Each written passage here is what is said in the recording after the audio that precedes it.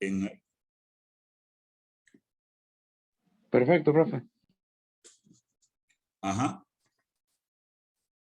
Profe, a mí me llamó mucho la atención que, pues bueno, cuando se comienza en ese periodo que usted analiza tan a fondo, pues hay muchas implicaciones que pese a que no estén directamente enfocadas en la política social en sí misma, pues van de la mano.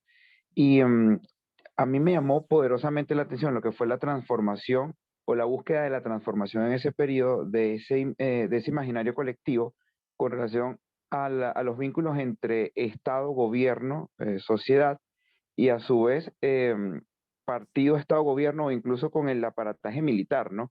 Ciertamente, pues en el país, en la cultura política, había unos antecedentes importantes de los vínculos entre la sociedad, el partido, el gobierno y el Estado, pero aquí hay una reconfiguración que se da.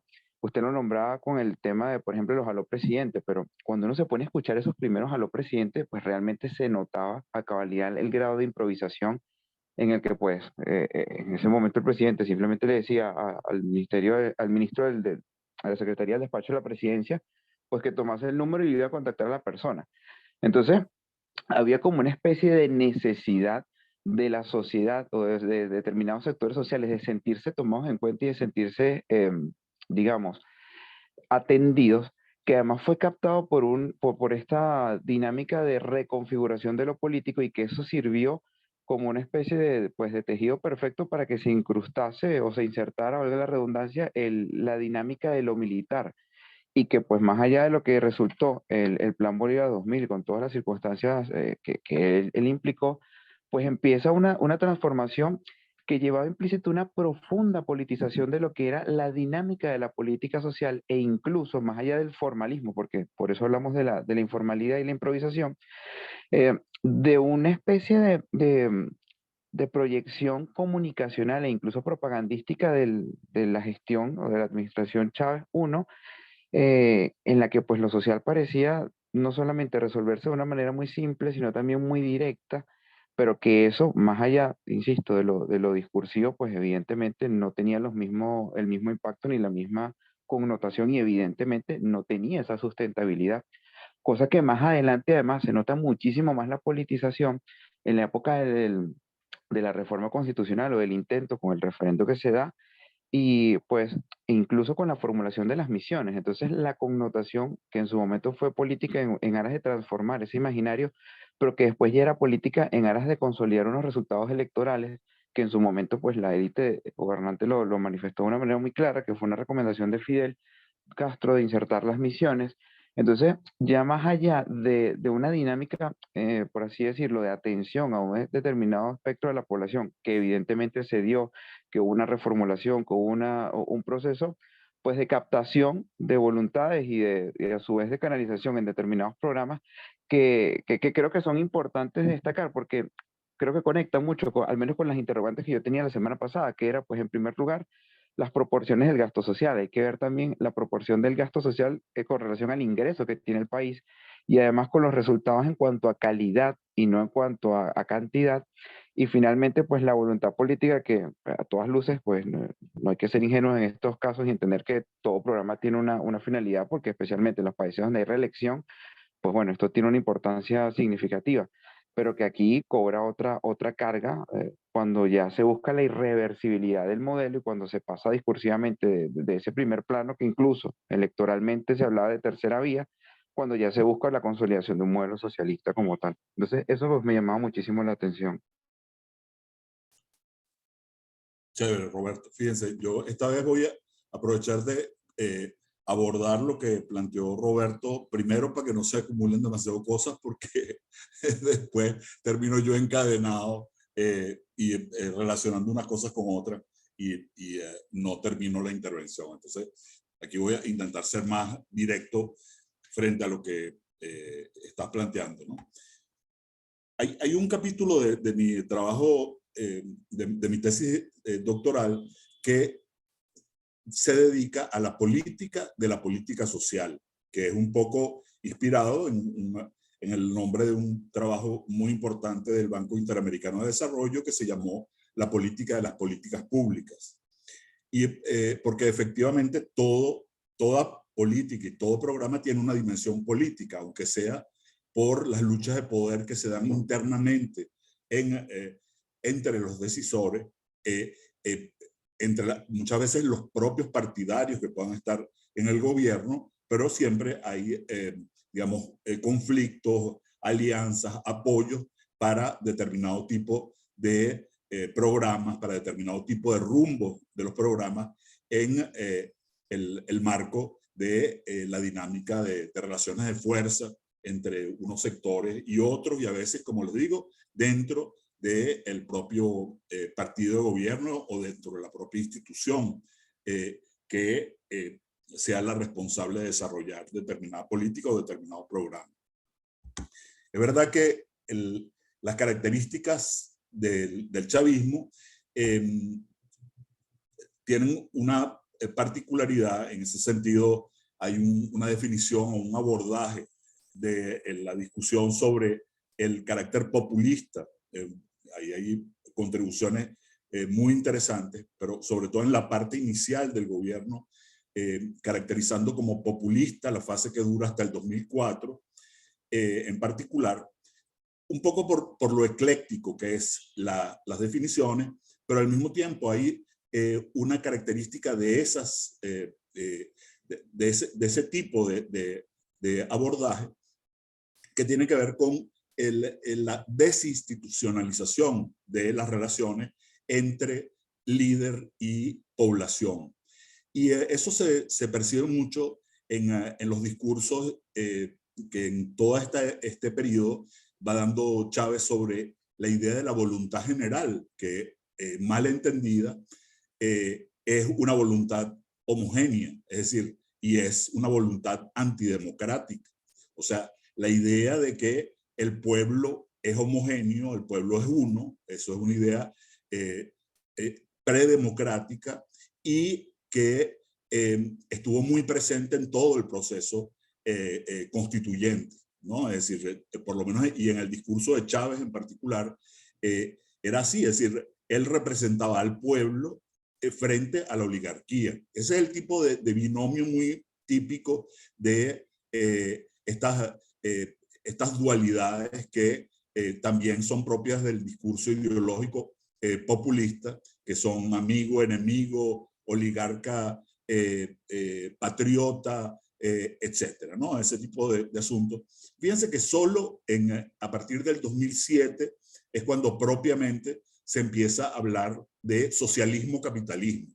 Es decir, cuando hay como una fase de transición desde el 2004 al 2007, en donde empieza una transición asociada con las misiones y asociada con la consolidación de la relación con Cuba, que además va a tener una participación activa en estos periodos, ¿no? Y es cuando Chávez empieza a decir, bueno, yo no he leído mayormente marxismo, yo no soy marxista, pero bueno, la verdad es que hay cosas interesantes, y gradualmente va forjando la idea del llamado socialismo del siglo XXI, que cuando intenta relacionarse con la política social tiene una gran dificultad, porque es que las referencias de la dimensión social con respecto al socialismo son difíciles de construir, porque los referentes tienden a ser bastante comunes entre lo que se desarrollan como políticas sociales en los regímenes de socialismo realmente existente y lo que ocurre en las sociedades occidentales, digamos, en términos genéricos.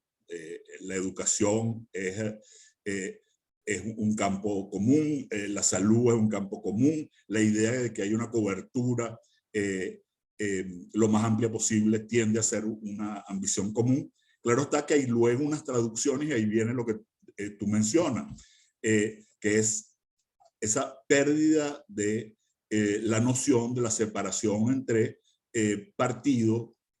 La verdad, al comienzo del gobierno de Chávez, más que partido, porque la verdad todavía el MBR era una organización bastante amorfa, ahí, digamos, la figura de Chávez era como el núcleo de referencia de un conjunto de grupos muy variados. Tú has hecho mención a lo de la tercera vía, aunque hay que decir que la tercera vía era una propuesta de centroizquierda, ¿ok? Es decir, con sus bemoles, sus insuficiencias y virtudes, pero se entendía, digamos, como una propuesta de centroizquierda, pero a eso la verdad es que Chávez no hizo referencias tan reiteradas. Hizo menciones cerca del momento electoral, un poco para ganarse a una parte del electorado, si se quiere, moderado, ¿no? E intentar atraer parte de esos electores. Pero lo que sí es verdad es que la relación entre partido, gobierno y la relación, en todo caso, entre el liderazgo de Chávez y las instancias de gobierno, la idea de que el Estado es mandado por el líder más allá de lo que las instituciones y las reglas contemplen, la idea misma de la distribución de poderes que en ocasiones parecía asomarse como algo inconveniente. De hecho, en esos años empezó a generarse una jurisprudencia o una reflexión legal que planteaba la idea de que la división de poderes era contraria a el cumplimiento de los fines del Estado. Entonces, y eso empezó a ser una visión que cuestionaba la idea de que se pudiesen establecer relaciones de cooperación, pero también de conflicto entre los poderes. De nuevo, hay como una idea que tiende a absorber mucho las decisiones que se puedan considerar como legítimas en favor del pueblo en las decisiones de un líder máximo. Y en la medida en que se fue creando el PCV, ahí sí ya la relación partido con las instancias de gobierno empiezan a diluirse mucho más claramente aún las fronteras de lo que estaban anteriormente, y se llega, digamos, a un punto, yo creo que bastante extremo, con el caso del CLAP, porque el CLAP en definitiva termina estableciendo un mecanismo de organización de las VC, que son las distribuidoras de un programa del Estado, pero que además es un programa que está cerca de una parte importante de las comunidades. Y es como uno de los puntos de referencia más significativos, pero en donde se pierde la distinción entre qué es lo que corresponde al Estado y qué es lo que corresponde a los partidos. Y es, si se quiere, un clientelismo bastante obvio, bastante totalmente visible, ¿no?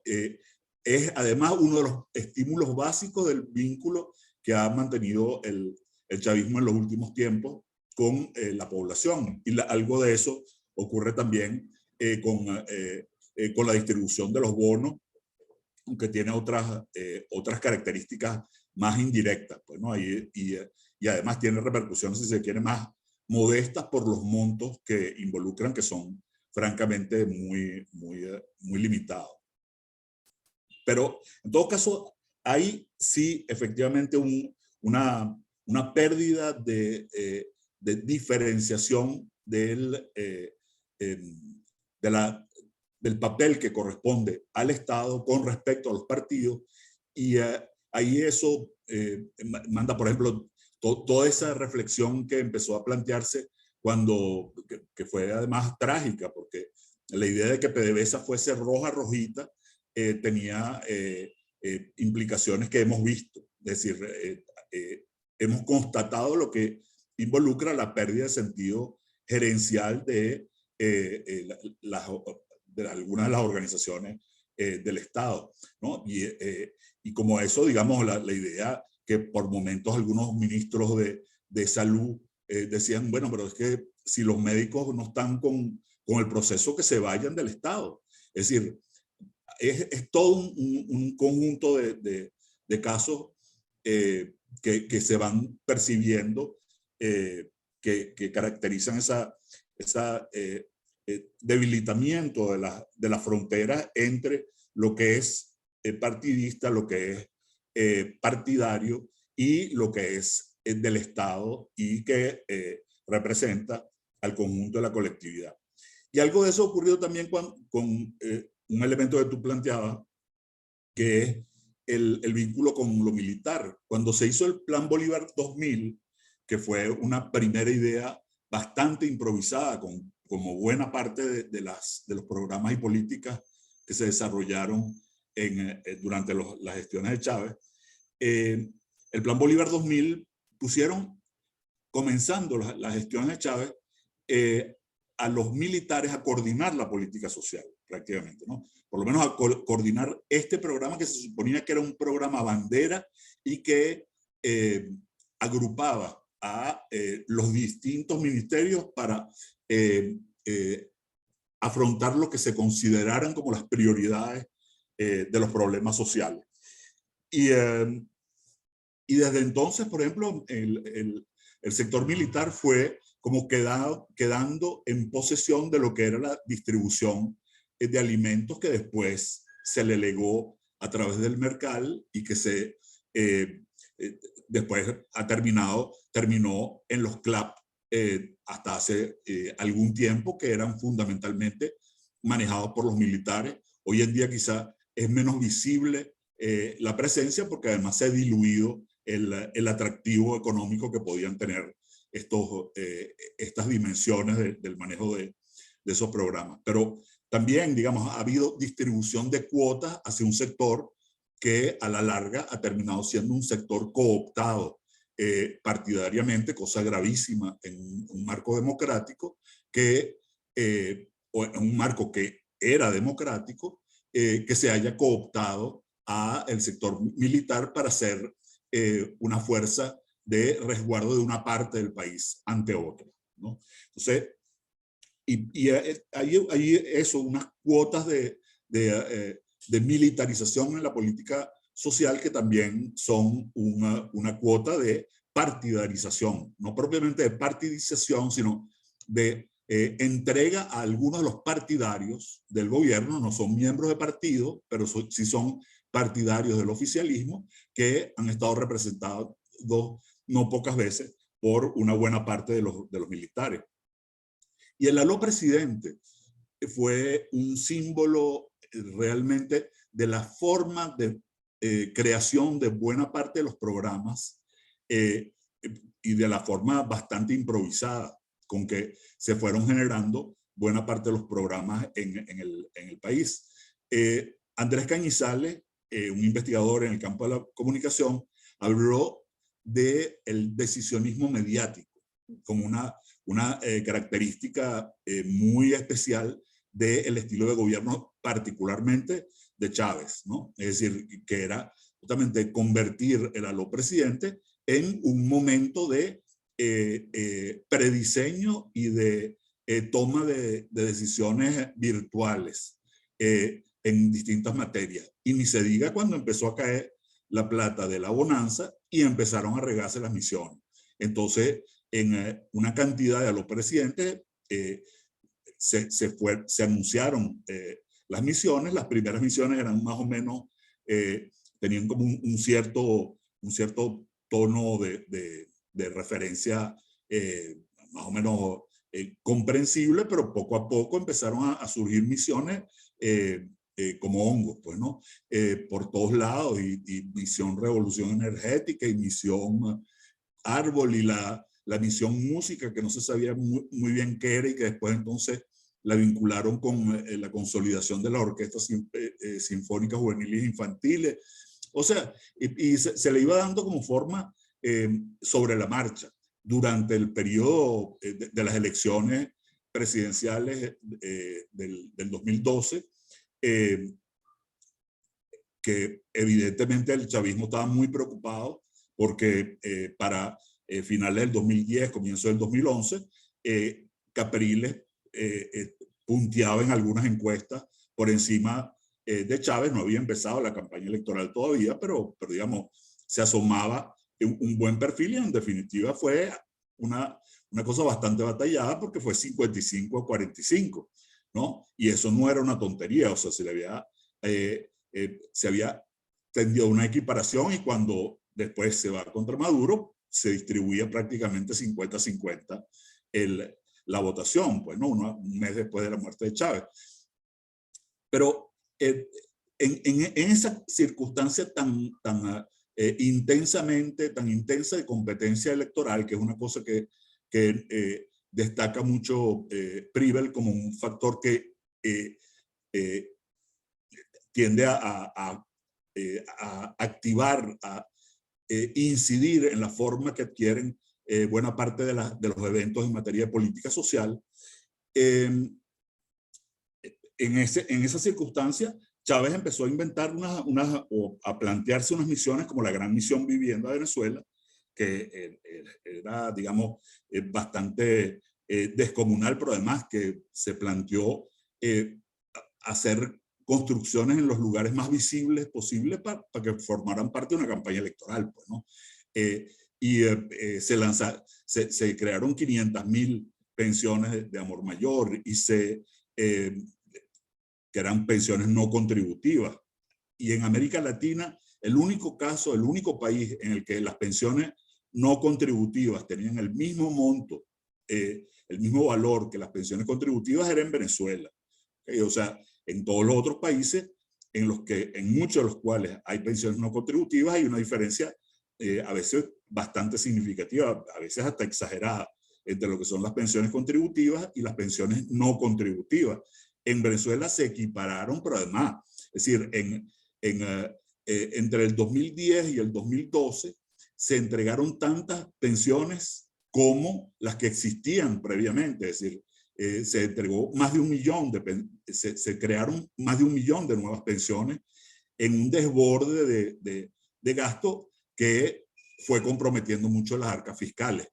Y ahí viene entonces el problema de la calidad del gasto, además. O sea, en medio de esa perspectiva, ¿cuál es la sostenibilidad que tenía ese gasto? Hijos de Venezuela se fue, que era también una transferencia que se daba a grupos supuestamente de escasos recursos que tuviesen niños y que tuviesen un estado que se considerara necesitado de apoyo financiero. Empezaron a darse en el curso del 2012, pero todo eso en el año 2013 había que darlo mensualmente. O sea, ahí se consolidaron todo eso como un conjunto de compromisos, igual que las pensiones que se fueron dando en el curso del año 2012, las 500.000 pensiones de amor mayor. Para el comienzo del 2013 había 500.000 nuevas pensiones que había que cubrir en ese año. Entonces, pese a que los ingresos eran altos, estábamos todavía en bonanza hasta el 2014, las finanzas públicas fueron quebrándose. La Gran Misión Vivienda ha sido imposible tener idea de cómo se fue, digamos, realizando. Ha sido hasta ahora inauditable, pero hay una parte importante de los recursos que no se sabe dónde fueron a parar, como buena parte de los muchos recursos que han sido manejados justamente porque bajo el pretexto de que nosotros representamos al pueblo, entonces no tenemos por qué estar, las cuentas nos las rendimos nosotros mismos. Bueno, aquí no tiene por qué estar interviniendo el Parlamento para estar fastidiando. Eso lo que quieren es sabotear y servirle al imperialismo y a la oligarquía. Entonces, digamos, eso ha hecho o ha contribuido mucho a que se genere un proceso de baja calidad en el desarrollo del gasto en general y del gasto público social en particular, ¿no? Y hay un asunto que hubo el empeño en determinado momento de plantear que lo que se hacía en los años de bonanza solo era posible en socialismo. Y la verdad es que básicamente era posible en bonanza, ¿no? O sea, eso, la idea de que aquí habían cosas que se podían asociar en el marco de la política social con el socialismo, no era muy fácil hacerlo, o, sea, o plantearlo. Porque en definitiva la alfabetización no tenía de la misión Robinson 1, no era nada particularmente novedoso. La educación de adultos de las misiones Robinson 2 u otras tampoco era nada demasiado novedoso. Lo que sí es que los niveles de masificación y las limitaciones de calidad que tenían buena parte de esas iniciativas, eso sí era novedoso, pero tampoco se le puede echar la broma al socialismo de que eso se puede asociar con eso. Es decir, en todo caso es socialismo improvisado. Es un socialismo importador, que es otra cosa que es loquísima, pero eso tiene que ver más con lo económico, y hay unas dosis de improvisación muy altas aquí. La atención primaria en salud, quizá el programa Barrio Adentro, en la forma en que se concibió, podía ser de lo más, de lo que más prometía si se hubiese instrumentado de una manera adecuada y sin plantearse una competencia abierta con lo que era el sistema tradicional de salud, y además separando a un sistema fundamentalmente integrado por cubanos y un sistema formado por venezolanos. Eso, digamos, generó una desintegración del sistema, pero además los resultados fueron realmente pésimos, ¿no? Y como se constata en indicadores tan claros como el alza que ha tenido la mortalidad materna descomunal, que ha vuelto a niveles previos a los años 60, y como ha ocurrido también con la mortalidad infantil, que ha regresado a niveles previos a los años 90, cuando todos los países latinoamericanos han ido avanzando de manera bastante sostenida, quizá lamentablemente con la excepción de Haití, pero hasta buena parte de los países centroamericanos han ido mejorando sus registros, y Venezuela ha tenido una involución en ese tipo de materia en el campo de salud muy significativa. Las misiones fueron, si se quiere, que tampoco tienen por qué o cómo vincularse muy estrechamente, como decimos, con la idea del socialismo,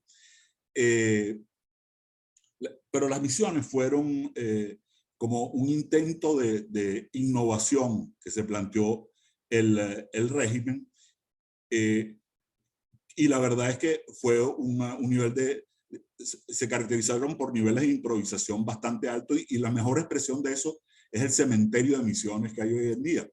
Se sigue hablando casi que protocolarmente de los aniversarios de las misiones, son casi aniversarios fúnebres, porque buena parte de ellas son esqueletos de lo que va quedando de iniciativas precipitadas y mal instrumentadas, ¿no? Y con muy poco efecto desde el punto de vista de las repercusiones reales que tuvieron en la población. Entonces, bueno, yo creo que eso era más o menos lo que se me ocurre decir a partir de las siempre provocativas ideas que plantea Roberto.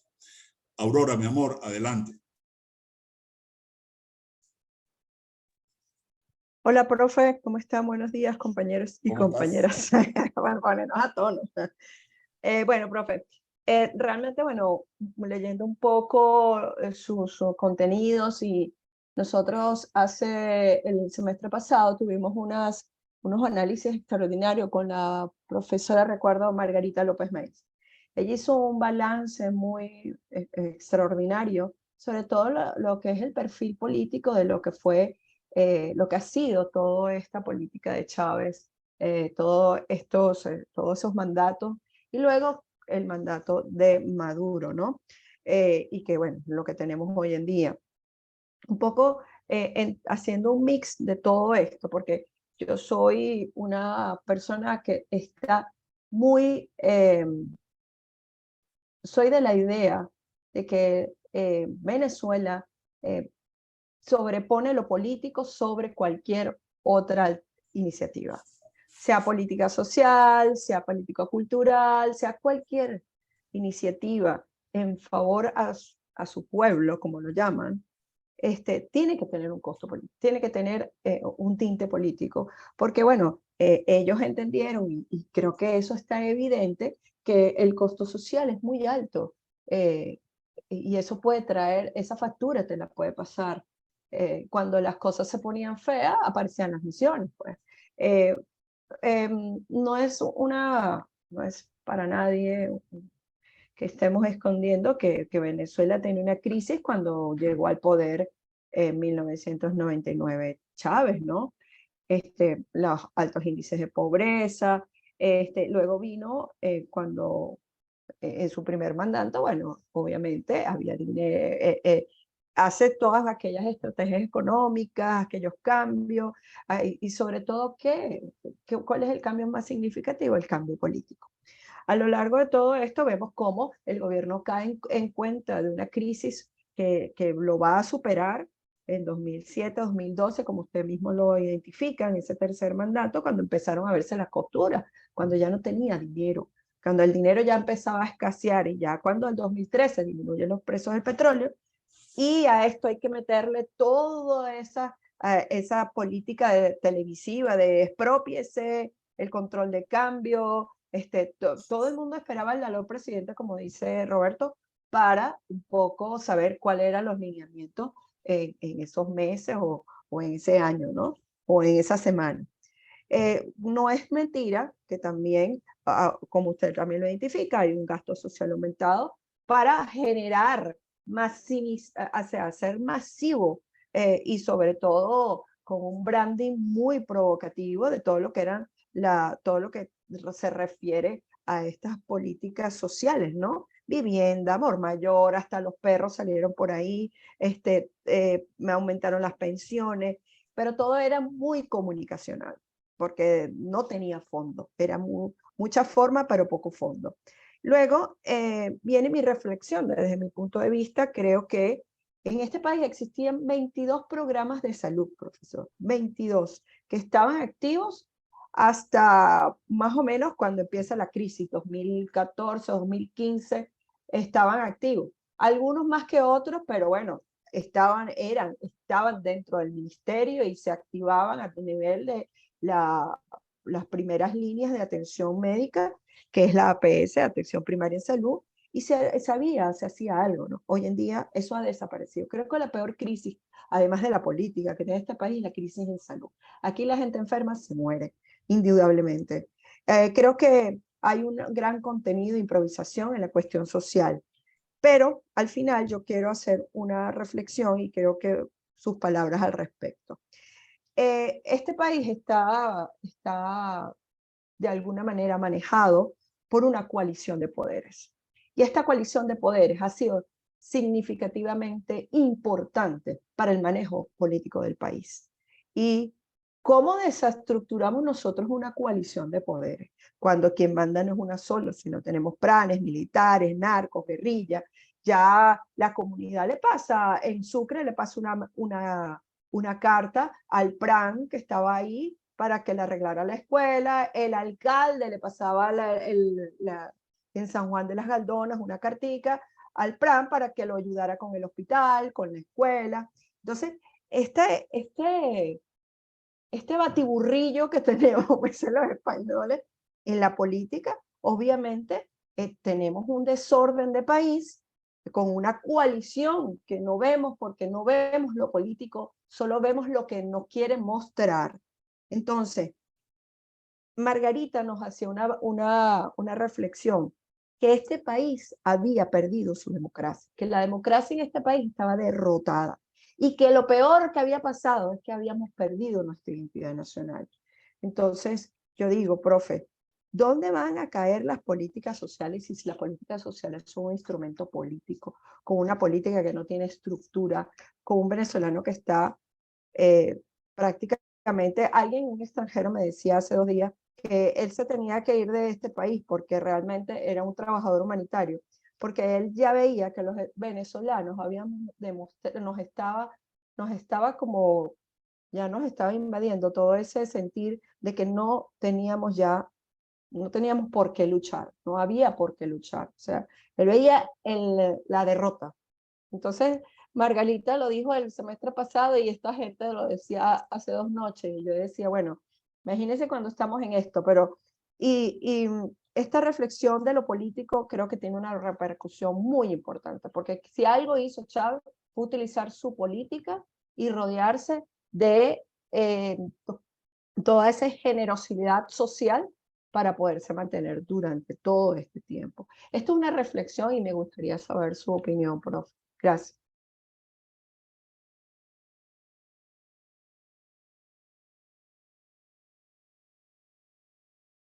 Gracias, Aurora. Chévere.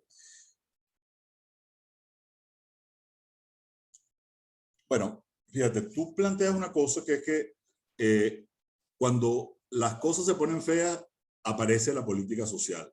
Ahora, fíjate una cosa, yo creo que nunca las cosas han estado peor que ahorita y por lo menos el vigor de la política social brilla por su ausencia. ¿Ok? Es decir, porque, digamos, no siempre las cosas son así, tienen que ver con un conjunto de factores, disponibilidad financiera, es decir, una variedad de asuntos. Y ojo, también hay políticas que han tenido continuidad, es decir, tampoco hay que establecer lo político como algo pecaminoso, necesariamente negativo. Digamos, durante los años democráticos hubo una continuidad de iniciativas que fueron interesantes y aún antes de esos años hubo continuidad, eso lo conversábamos la vez pasada, continuidades de políticas, por ejemplo, en el campo de salud, en el campo de obras públicas, en un conjunto de campos que dieron resultados atractivos. Y ojo, ahí el asunto no era si las cosas estaban feas o si las cosas estaban bonitas. Había un conjunto de circunstancias que daban determinado tipo de oportunidades para que se plantearan ciertas iniciativas. Y fíjate que es verdad que en el caso de las misiones se plantearon como unos programas de emergencia y en esa circunstancia esa representación es adecuada y hubo un nivel de improvisación muy alto y eso es cierto también. En general, las políticas durante el periodo del chavismo estuvieron muy marcadas por altos niveles de improvisación. Además, hay un problema de diseño de los mecanismos electorales en el país. Es decir, el país ha vivido en procesos electorales bastante continuados y eso ha contribuido también a generar un cortoplacismo, a contribuir a que se genere un cortoplacismo en el tipo de políticas que se adoptan en búsqueda de responder a circunstancias políticas de competencia electoral, ¿no? Entonces eso ciertamente es un factor que tiende a animar el que se generen algún tipo de iniciativa en el campo social y en otros varios campos en esas circunstancias. Y entonces aquí hemos estado como en un proceso de elección bastante continua. Hay elecciones parlamentarias, hay elecciones municipales, elecciones regionales, tal, cada vez menos competitivas, eso sí es verdad, y en los últimos años ya francamente tienen un carácter hegemónico y más bien se han particularizado por buscar la abstención de buena parte de la población, porque, ojo, y ese es un factor por el cual es importante no sentirse derrotado. Si algo nos ha caracterizado, ha sido los grandes esfuerzos que hicieron los venezolanos de movilizarse, de pelear por el rescate de los derechos políticos, y obviamente eso tiene momentos de cansancio y han habido varios momentos de agotamiento y varios momentos de recuperación también. Es decir, después de que en el 2004 Chávez ganó el referéndum revocatorio, todo el mundo decía, bueno, aquí esto se terminó y aquí no hay más nada que hacer. Y en el 2006 empezó a reconstruirse una vía democrática, y en el 2007 se paró el referéndum que buscaba reformar la Constitución para convertirla en un Estado comunal de manera expresa, no como se ha ido haciendo de manera tácita. Y es verdad, es decir, la democracia no existe en el país, pero eso no significa que no hayan resquicios para intentar luchar por su restablecimiento. Y uno de los mecanismos con los que seguimos contando es con los mecanismos electorales, o sea, y buscar que esos mecanismos puedan operar de la manera más cercana a lo factible. Y ahí sí es importante evitar el espíritu de derrota, porque ese es el que nos puede derrotar primero. ¿Okay? Si nos rendimos y decimos aquí no hay nada que hacer, si la gente de Barinas hubiese dicho aquí no hay nada que hacer, ustedes se imaginan que estos van a soltar el poder en el estado natal del comandante eterno. Y bueno, pues sí, la gente reaccionó, la gente naturalmente se desplazó de haber votado una parte por una fracción de la oposición distinta a la que había predominado. El propio Rafael Rosales, que había sido gobernador de Barinas, llamó a votar por su oponente, que es hoy en día Sergio Garrido, que es hoy en día el gobernador, y ahí se ganó. Una de las cosas que son importantes es no menospreciar los avances. Lo que se ha hecho, por ejemplo, en materia de los acuerdos que se están estableciendo, por más que sean precarios, es importante que se valore lo que se está desarrollando por parte de las fuerzas políticas en alianza, y hay que reconocerlo, a la comunidad internacional, por más que no esté tan comprometida como en otros momentos, eso ocurre en cualquier tipo de escenario, ha seguido, digamos, bien pendiente del caso venezolano, ¿no? Entonces, yo creo que ahí, ¿cómo se puede derrotar una coalición de poderes? Entre otras cosas, contribuyendo a consolidar las alternativas que se vayan planteando, y eso sí, a no ser, una de las cosas que a mí me aterra, yo ni siquiera me asomo a las redes porque me parecen que son un poder destructivo. Parte de la coalición de poderes está reforzado por el ánimo que infunden las redes, que son francamente un espacio de insultadera, de conflictividad abierta, que no hace ningún bien para el espíritu y para la esperanza.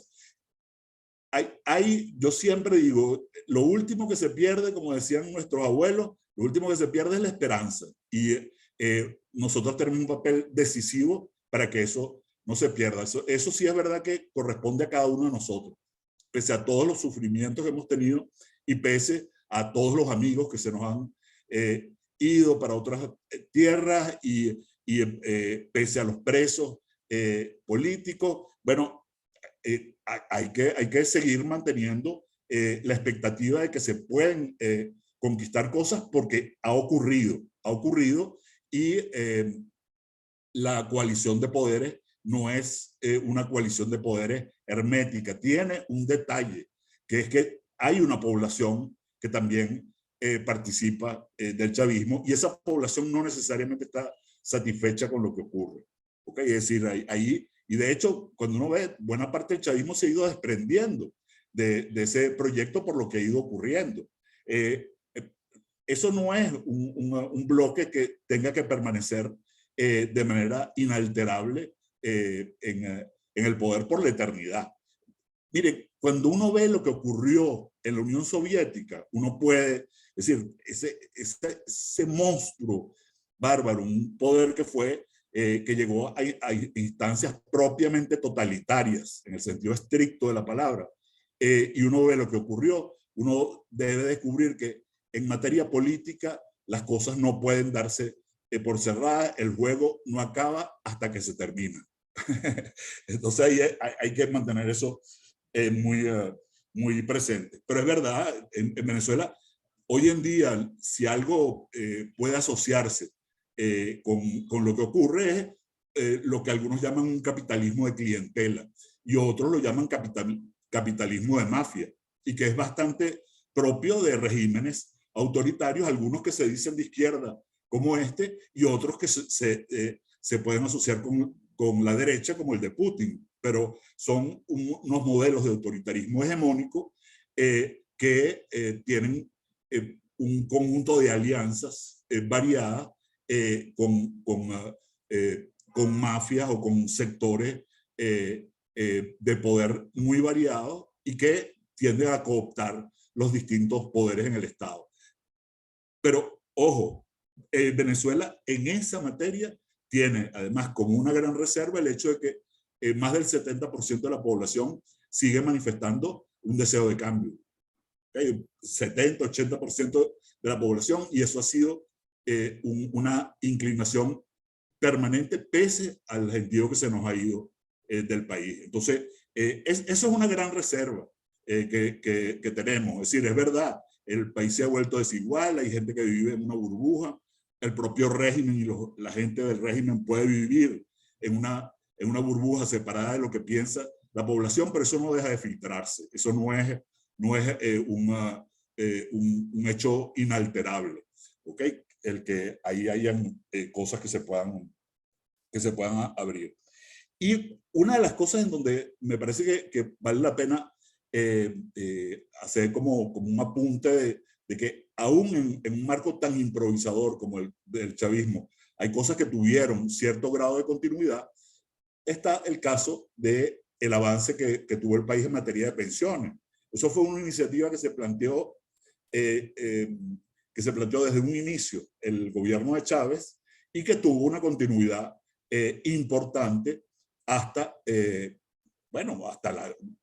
hasta de manera más o menos permanente, digamos. Lo que pasa es que empezaron otro tipo de decisiones a generar afectar la sostenibilidad de ese proceso de crecimiento. Es decir, el manejo fiscal que se le dio al Estado en Venezuela fue atroz, fue una voracidad fiscal y aparte de eso, digamos, unas tropelías y unas corruptelas de un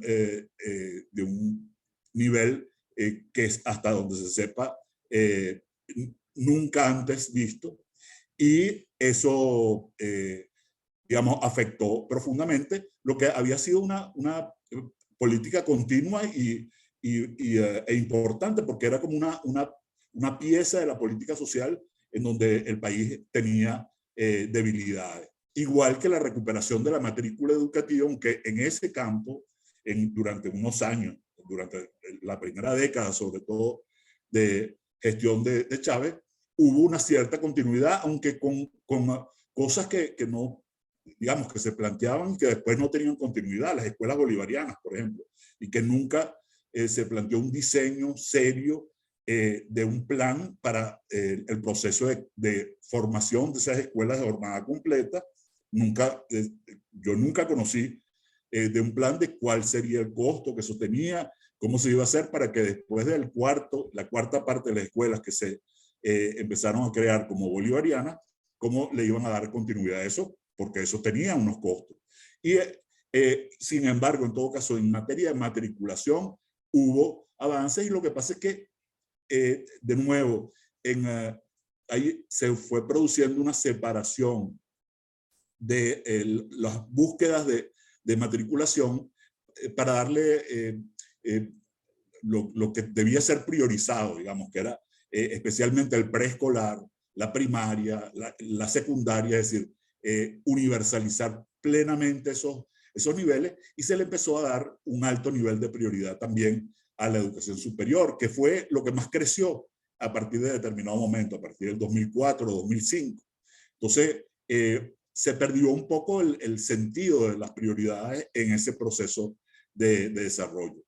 Pero ahí también había como una continuidad que se fue debilitando en el tiempo por eso, porque hay un estilo de toma de decisiones o en este régimen hubo un estilo de toma de decisiones que era muy propenso a la improvisación y a las prioridades transitorias, ¿no? Entonces eso es un factor que al final terminó afectando mucho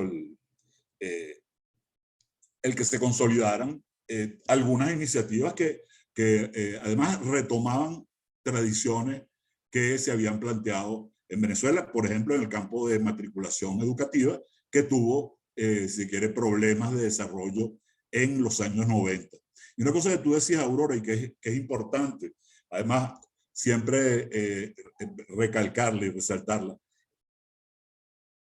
es muy importante que los venezolanos sepamos, tanto en el campo de política social como en los campos de política social, en el campo de política social como en los campos del desarrollo en general, que nuestros problemas no empezaron con el chavismo, aunque llegamos, digamos, aquí al abismo. O sea, estábamos al borde del abismo y dimos un paso al frente. Pero teníamos unos problemas muy serios de empobrecimiento en el país desde los años 80 y los años 90.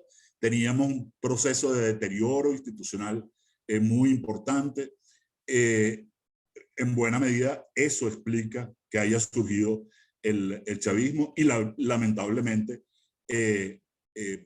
hubo un conjunto de errores que le han dado largas a este preocupante régimen, pero que no es un régimen infinito. No hay regímenes políticos infinitos hasta nuevo aviso. No sé si hay alguien que tenga algún comentario más. O Profe, sí, ya va, disculpe.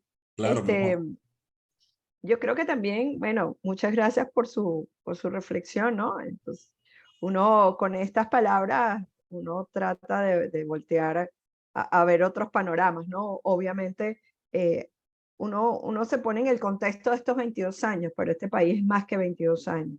Eso es evidente, ¿no?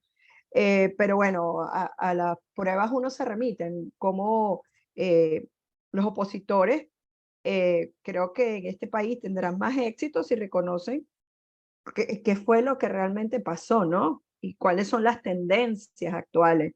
Hay una reflexión muy profunda sobre esto y creo que el panorama nuestro es que uno voltea y siempre hay más de lo mismo, profesor.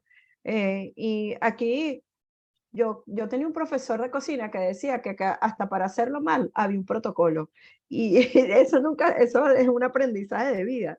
Las cosas no son aleatorias, yo creo que es una suma de muchas cosas, pero creo que tampoco lo que tenemos las alternativas que tenemos son muy pocas. Y yo veo con mucha preocupación el panorama, profesor, de verdad, uno como está desde adentro, porque también nosotros desde acá, desde mucha de esta palestra del CENDE, hay, bueno, con todo respeto, profesor, hay teorizaciones, ¿no? Muy acordes y instrumentos y conocimientos que son herramientas fundamentales para la construcción del desarrollo. Pero el desarrollo no es solo eso. La construcción de lo social, de la política social, se tiene que construir desde adentro, como todo, ¿no? Lo que se construye desde adentro y lo que se construye desde afuera. Creo que la gente está pasándola muy mal, muy mal. Este país está en una situación, y en eso estoy de acuerdo, nunca había estado en peor situación que esta. Y bueno, imagínese ahora, y eso lo traigo acá, cuando de una mesa de negociación se ordena que se le den 3.000 millones de dólares a las Naciones Unidas para que, bueno, vamos a ayudar a Venezuela. ¿Usted sabe qué significa eso, profesor? ¿Sabes? Eso es una reflexión profunda, eso es un golpe, ¿no? Con 3.000 millones de dólares en manos de Naciones Unidas, bueno, es mejor que habérselos dado a los demás, pues es una negociación. pero ¿qué permea? ¿Cómo permea eso hasta abajo? ¿Ok? Estamos dando pasos, pero yo no sé si esos pasos realmente van a tener ese impacto que se necesita para esta señora que vive en una montaña y no tiene para su medicina, o esos 7 años que se le quitó al venezolano porque se mueren antes, o el retroceso que hemos hecho en todo lo que es el saneamiento ambiental, por ejemplo. Entonces, bueno, esto queda para mucho, profesor. Muchas gracias.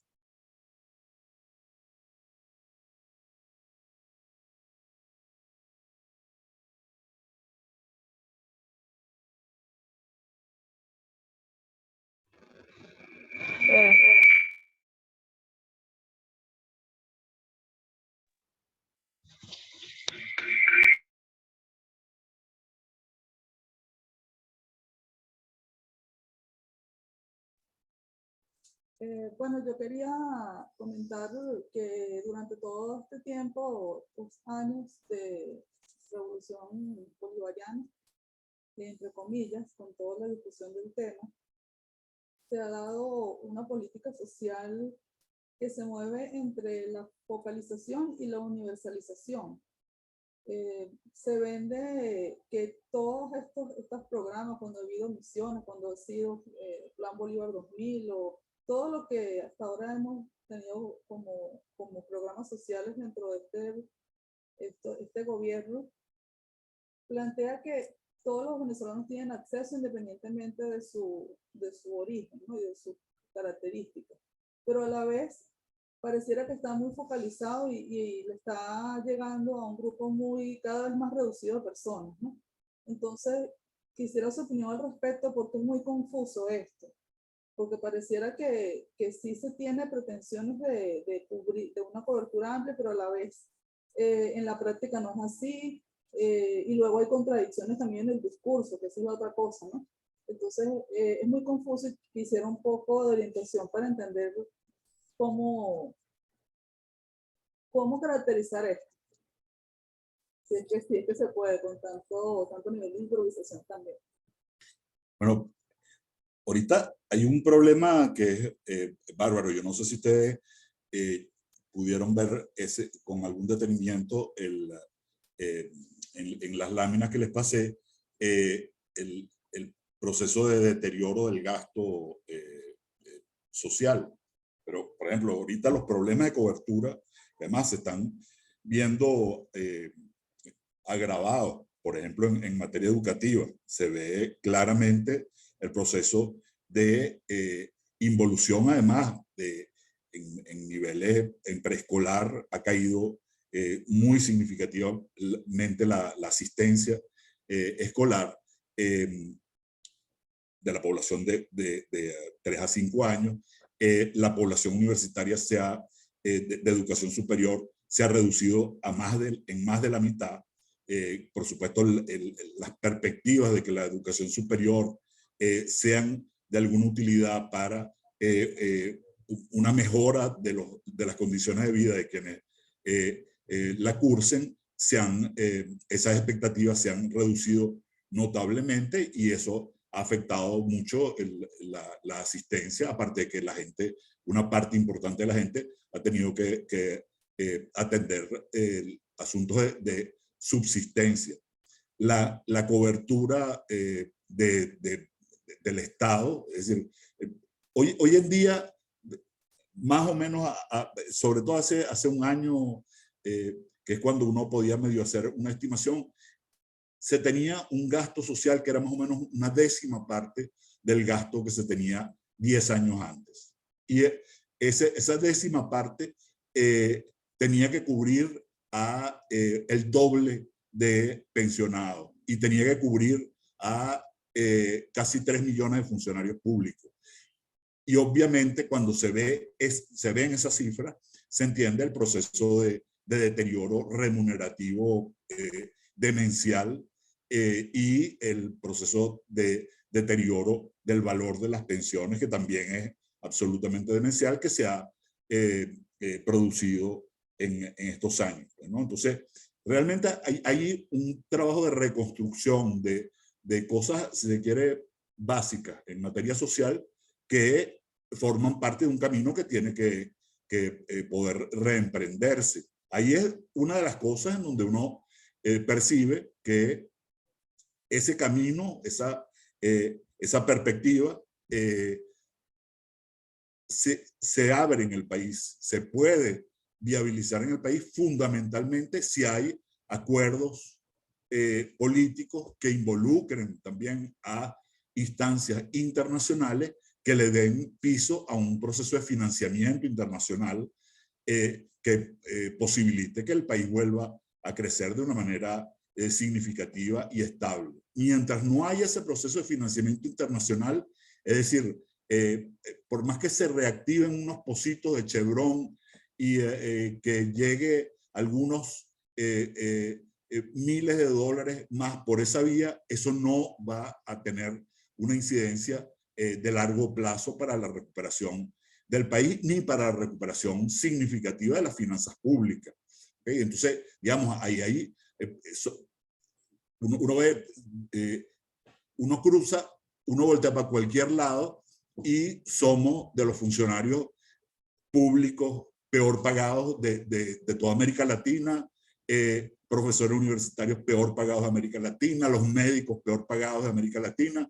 Es decir, hay una situación que tampoco es nada boyante y eso no afecta solamente a los opositores. Eso afecta a todos los que participen en ese tipo de instancias. Por eso hay unos procesos además que son muy importantes para que el país de alguna manera descongele el estado de postración al que hemos llegado. O sea, para que se reconstruyan las perspectivas, la verdad es que no pareciera viable pensar con facilidad en alternativas que no pasen por procesos de negociación que involucren al nivel internacional. Y eso, la reconstrucción de unas finanzas públicas menos precarias, porque es que caímos a un nivel de precariedad tal que el Estado social venezolano maneja una finanza parecida a la de los estados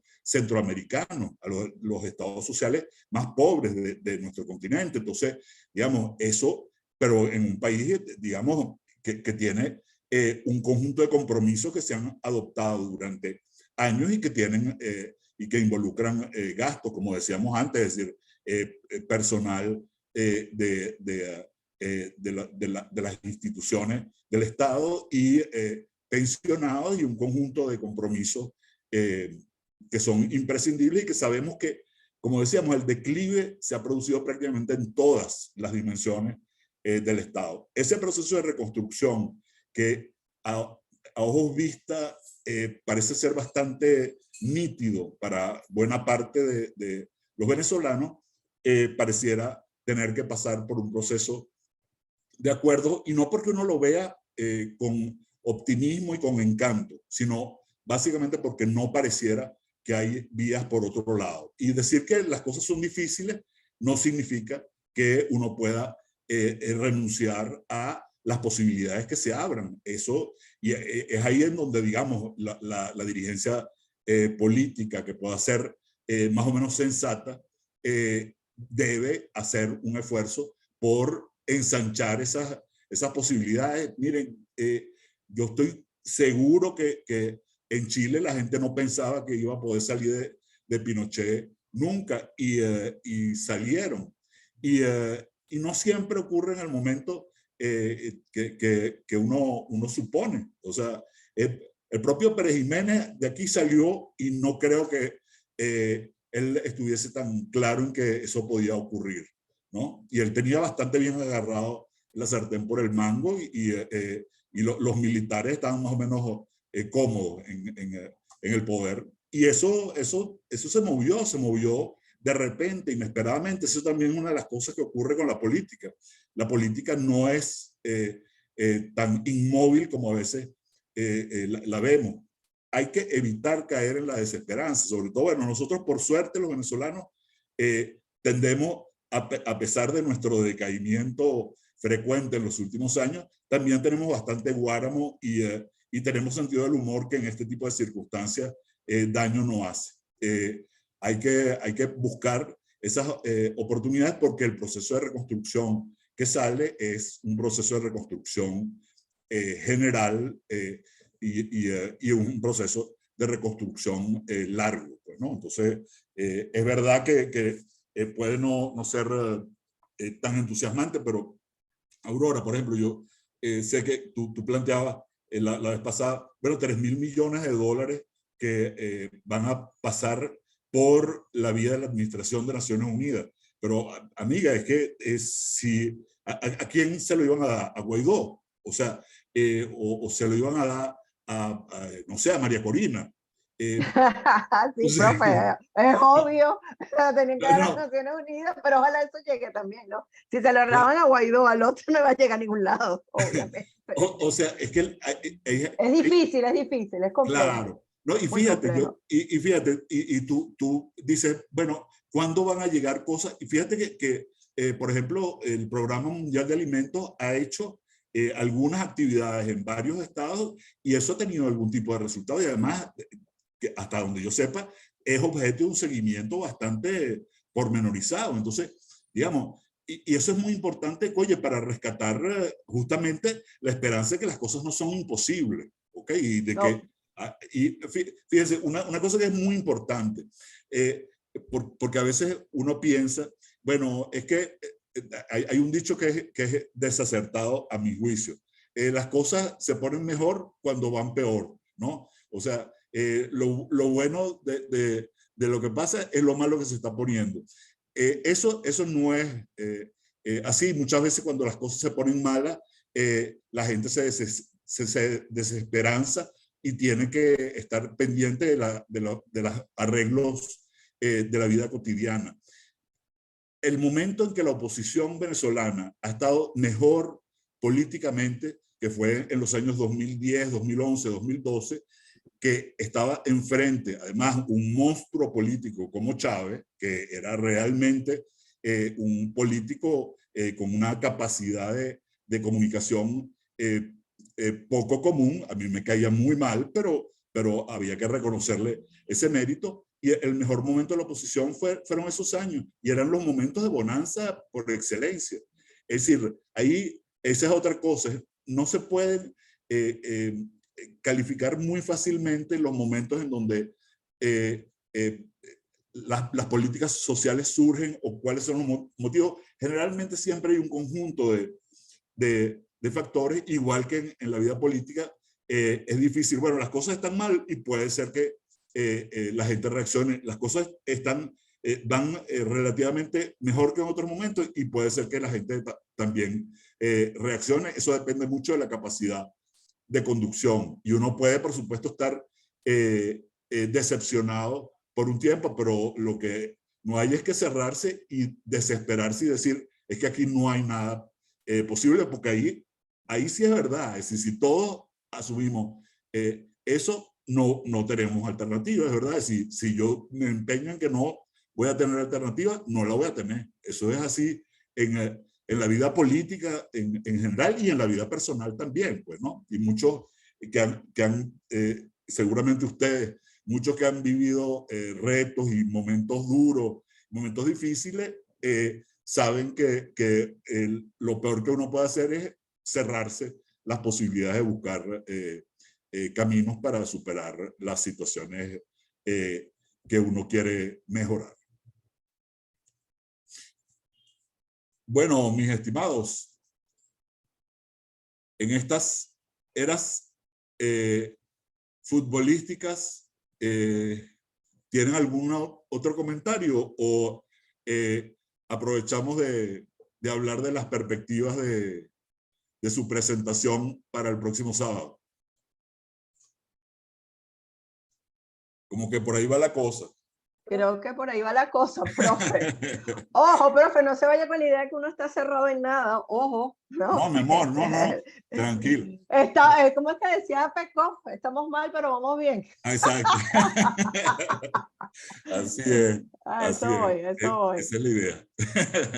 Esa es la idea. Miren, Exacto. bueno, fíjense, yo he conversado con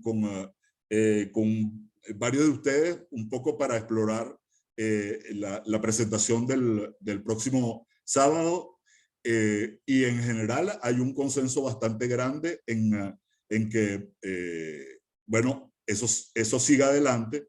Es muy importante que reiteremos, no sé si quieren, les reenvío el esquema que se había planteado, pero bueno, imagino que todos ustedes lo deben tener bastante presente, un poco el esquema de qué cosas se podían abordar, entre otras. Pues, ¿no? Y dijimos que eso era un esquema bastante flexible. Lo que es vital es el tiempo de las presentaciones. O sea, fíjense, vamos a darle a cada presentación una media hora, ¿ok? Hay un orden de presentación que ya fue sorteado. Entonces, ahí, ahorita no recuerdo, creo que Aurora es quien empieza y después sigue Anaís, si mal no recuerdo. Sí, yo empiezo, profe. Ok, sí. Creo que después, en todo caso, esa lista está por ahí, yo se la puedo pasar también ahora más tarde. Y entonces, oye, muy pendiente en las presentaciones que hicieron de los textos, que fueron muy buenas sus presentaciones, cumplieron en general la mayor parte de ustedes con los 20 minutos, ¿ok? Entonces, para la presentación que viene, es muy importante que eso se vuelva a repetir, o sea, que se ciñan a los 20 minutos. Yo a los 15 minutos voy a estar pendiente. Si quieren hacer su presentación, preparar su presentación y mandarla grabada, eso es asunto de preferencia de ustedes, no hay ningún problema. María, por ejemplo, va a mandar su presentación en principio antes porque tiene compromisos familiares ese día que son absolutamente prioritarios, pues, ¿no? Y entonces va a mandar su presentación y en el momento en que le corresponda, en principio lo deseable sería que escuchemos lo de María y hagamos los comentarios, porque este cierre un poco es que complementar desde el punto de vista del abordaje de asuntos más particulares lo que hemos estado abordando desde unas perspectivas, si se quiere, bastante genéricas de evolución de las políticas. Entonces, que veamos problemas sociales específicos y veamos programas particulares y más o menos cómo están pensando abordarlos, qué reflexiones les suscita, qué cosas de lo que hemos revisado pueden aprovechar, ¿no? Entonces, de las cosas sería básicamente que ustedes se ciñan a los 20 minutos, yo a los 15 minutos les voy a recordar el tiempo que lleven. En principio es muy posible, no es totalmente seguro, pero que es muy posible que Coromoto Renault esté con nosotros el sábado. Entonces, cuando ustedes terminen su presentación, si Coromoto nos acompaña, Coromoto, que no conoce los trabajos que ustedes se han planteado, no tiene, digamos, no ha abordado esos temas directamente, que yo sepa, ¿no? Por eso me parece interesante que escuche sus programas. Yo había pensado en algún momento decirle a Marian y a Urupagua, pero la verdad es que ellas han trabajado con ustedes y no quisiera digamos, que se repita la presentación que ustedes van a hacer aquí con la que van a hacer luego hacia esos docentes. Y en el caso de Coromoto no conoce lo que ustedes han venido adelantando, por lo menos no lo conoce tanto, y entonces, bueno, puede resultarle novedoso y además hasta provechoso para los trabajos que ella está haciendo con otro grupo de alumnos de la maestría. Aurora, ¿quieres hablar algo? Profe, sí.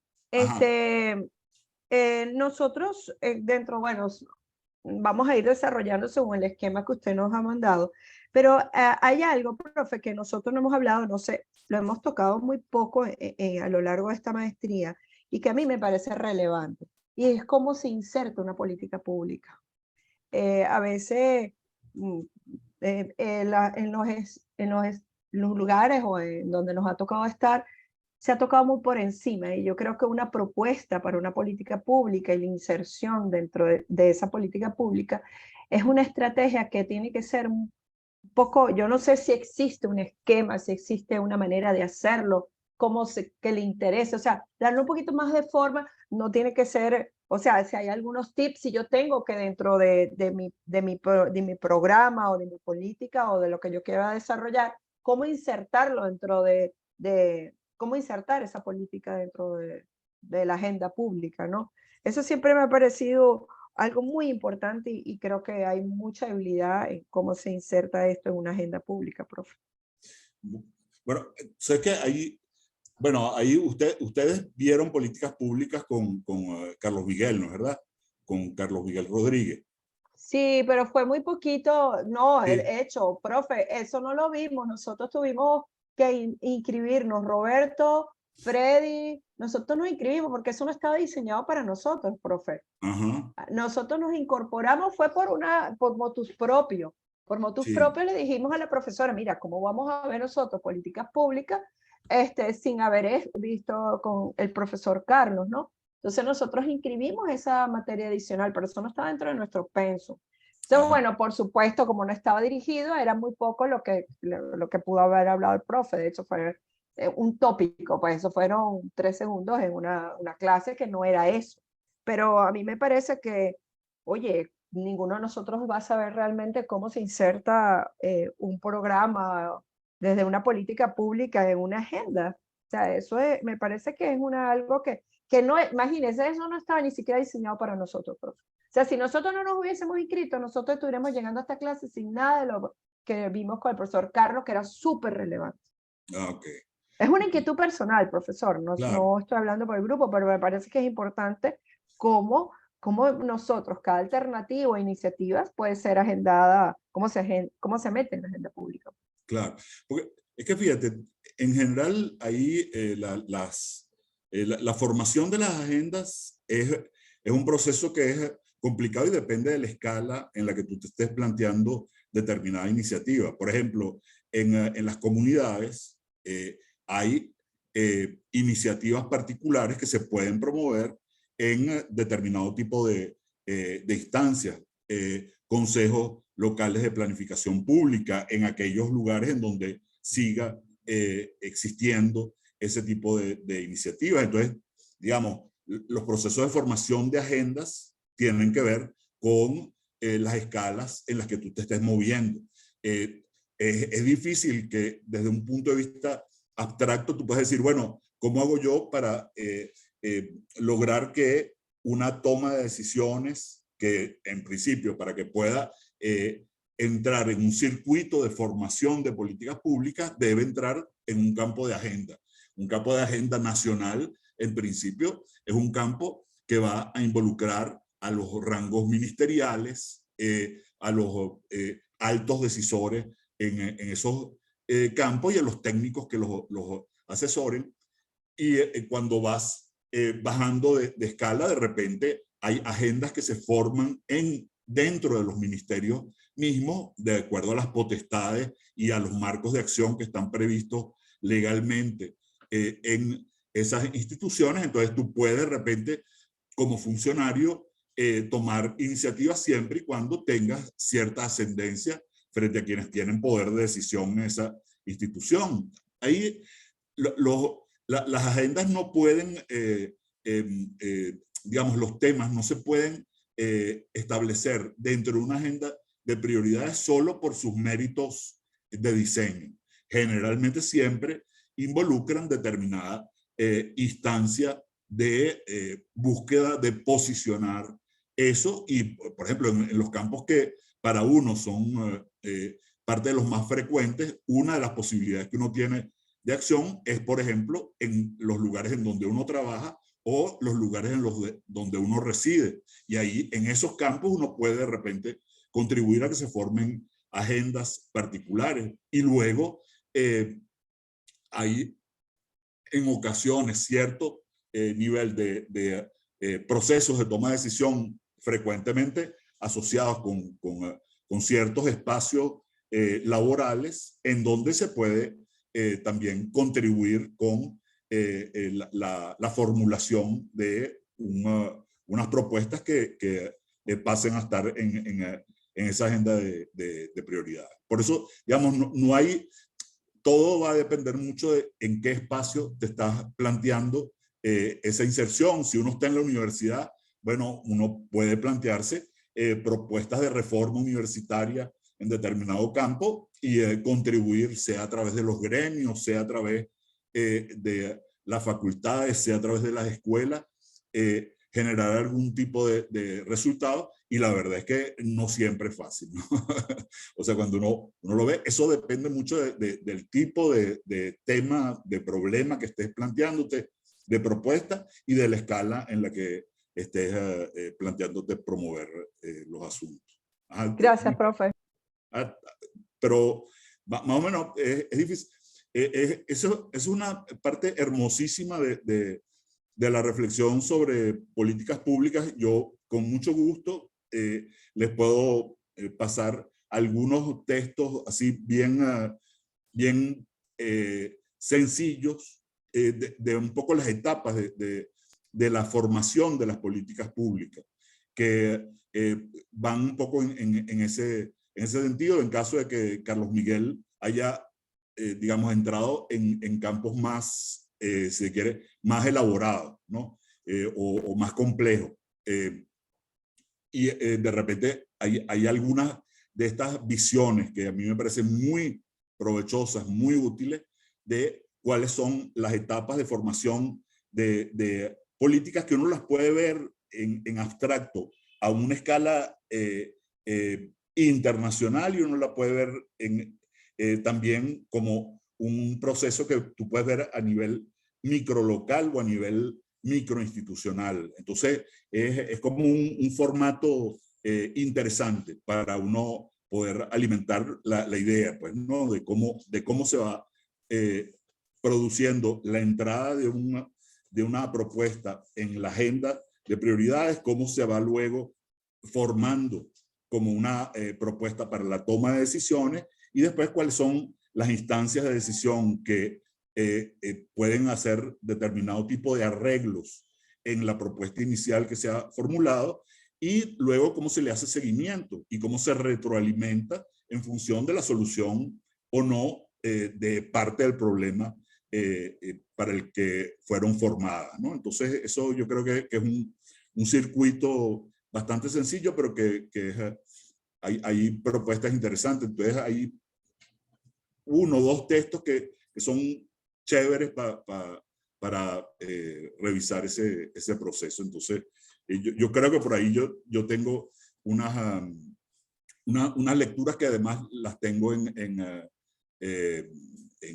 documentos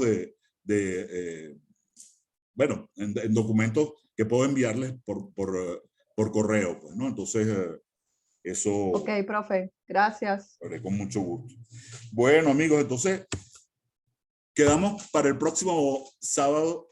Les quería plantear, miren, ¿ustedes creen que sea posible que empecemos a las 8 o eso para ustedes es muy complicado? Yo no sé además cómo resultaría eso en el caso de Lucía, porque no sé si eso es complicado para ella, pues, ¿no? Profe, yo voy a viajar voy a viajar el mañana viajo Ajá. fuera. Entonces yo voy a tener un desfase horario, pero sin embargo, a mí me conviene cualquier horario. Sí, mientras más temprano mejor. Ok. Entonces, igual yo creo, profe, yo no sé si mis compañeros, los que están acá, estarán de acuerdo, que sería muy útil para nosotros grabar las clases.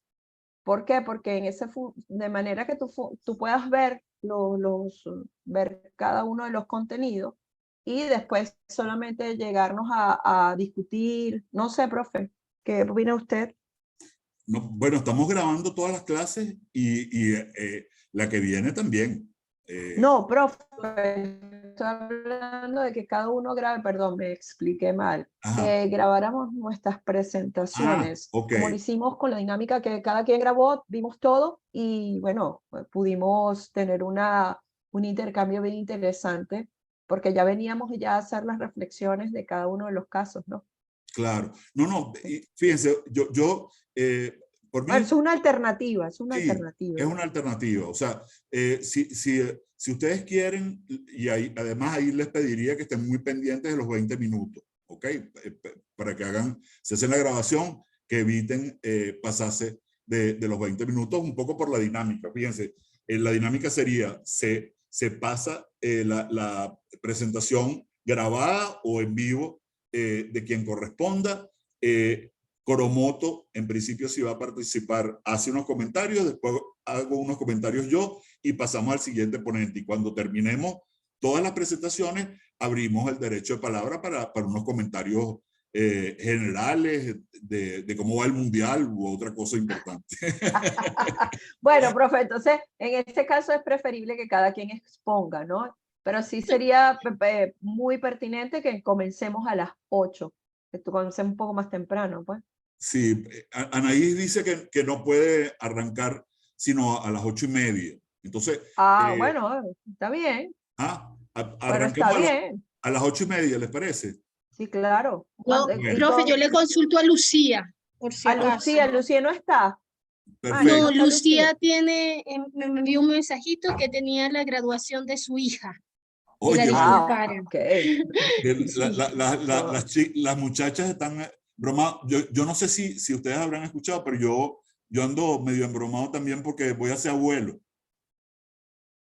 Oh, wow, profe. No, entonces usted no está embromado. Usted no está embromado.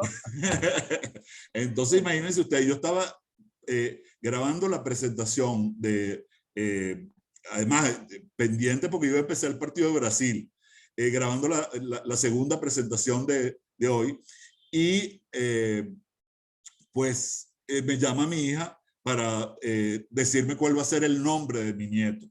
Entonces, bueno, la verdad es que salí corriendo para escucharlo junto con mi mujer.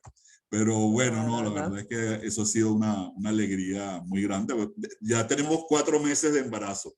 Entonces, pero es su primer nieto, profe. El primero, así es. No, profe. Nada como el primero, ¿no? No, esa es una nota y bueno, mi hija es hija única, además, ¿no? Entonces, bueno, eso es una inmensa alegría. ¿Y va a ser Carlos Junior? No, parece que lo van a llamar Marcel. Qué bien. Sí, ese es el nombre que tienen previsto por el momento. Entonces, bueno, eso es muy, muy chévere, muy sabroso. Claro. Así que bueno. Bueno, felicitaciones, profe. Chévere. Mira, entonces, amigos, a las 8:30 en principio, y de todas maneras estamos pendientes de Lucía. En el chat. Sé que Lucía, de todas maneras, no era de las que primero exponía, o sea que desde ese punto de vista, en caso de que tuviese alguna complicación para vincularse temprano, bueno, digamos, sobre todo para que no terminemos tan tarde, de verdad que no es por el mundial. Bueno, entre otras cosas. No, porque el partido no es tan interesante. El partido que va para Pesesado no es tan interesante a esa hora. Argentina juega a las 3 de la tarde y a las 3 de la tarde ya habremos terminado. No, pero es sobre todo porque ya cuando se acerca el mediodía, si hemos arrancado temprano, se hace fuerte, ¿no? O sea, y para que estemos todavía frescos. Sí, realmente sí. Sí, estaríamos un poco embotados.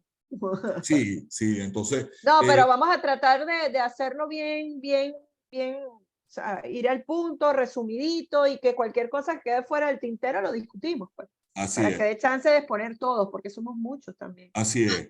Entonces, yo diría que había que ser 20 minutos, profe. Sí, 20 minutos. Y fíjense, de nuevo, el que quiera grabarlo, lo graba y igual lo pasamos en la presentación, en el momento de la presentación, y lo discutimos, Coromoto lo comenta, yo lo comento, hacemos toda la dinámica y al final cerramos con comentarios que ustedes quieran hacer sobre el conjunto de lo que se esté planteando. María, ¿querías comentar algo, mi amor?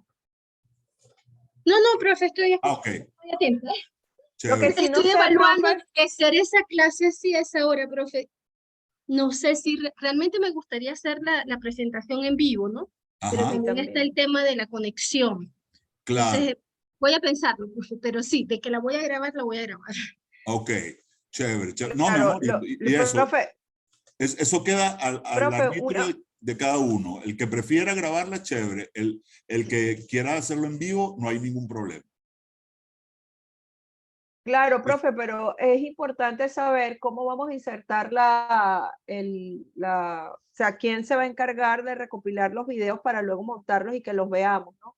Ah, bueno, eso sí yo no Entonces, eso sé también mucho, pero podríamos hacerlo.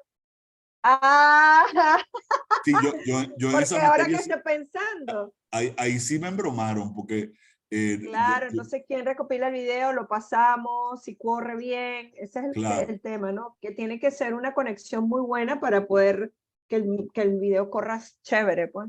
claro. No, entonces sí. Por eso que si no, disculpe, profesor, que insista, porque si nosotros tenemos un problema técnico para pasar ese video, va a ser un poco complicado. Así Por que tiene supuesto. que ser el video un poco, porque yo no sé cómo se pasa, si se Yo va a colgar tampoco, bien, imagínate.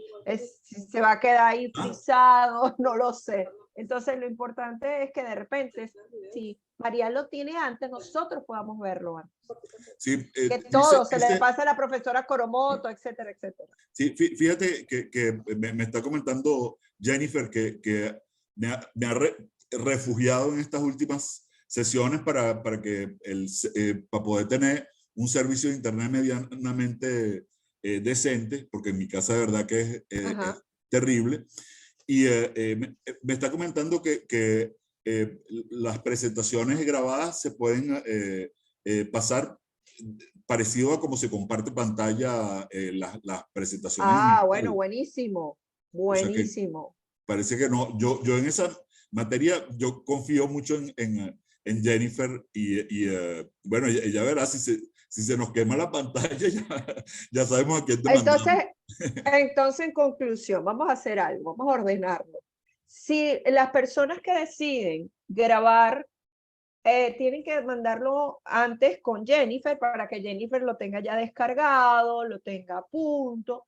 Entonces, ya hasta el jueves, máximo el viernes, para que Jennifer lo tenga ahí en su escritorio, que si hay alguna cosita se pueda arreglar, que ella lo pueda correr, que pueda ver que corre de principio hasta final. Entonces, ya Jennifer teniendo todo eso, ya está chévere. Pues empiezo yo, porque yo sí lo voy a hacer en vivo.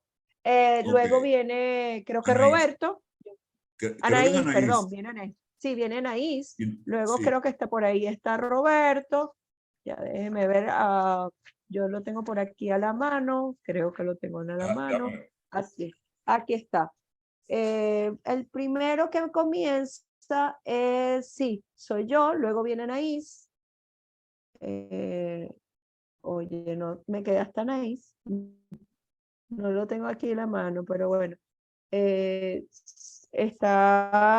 Estamos, creo que ese es el orden. Creo que venía Roberto luego. Pero bueno, lo importante es que tengamos todo eso a punto con Jennifer para no ponerlas a dar carreritas y ya listo. Sí, sería, imagino que el viernes es suficiente, Jennifer. El viernes está bien. Y si no, bueno, en vivo y directo. Y esperemos que la señal nos acompañe. Sí. Mira, así, Freddy, ¿tú qué tal? ¿Cómo ves lo de la presentación? Chévere, profe. O sea, yo lo puedo presentar. Sí, yo lo voy a presentar en vivo el sábado que viene. Perfecto. Ah, bueno, chévere. Oye, qué bueno. Seremos muy felices de escucharte. Bien, bueno. Ok. Bueno, amigos, entonces hasta el próximo sábado. Que la pasen bien. Allá va. Hay que darle a... Ajá. Chao, amigos.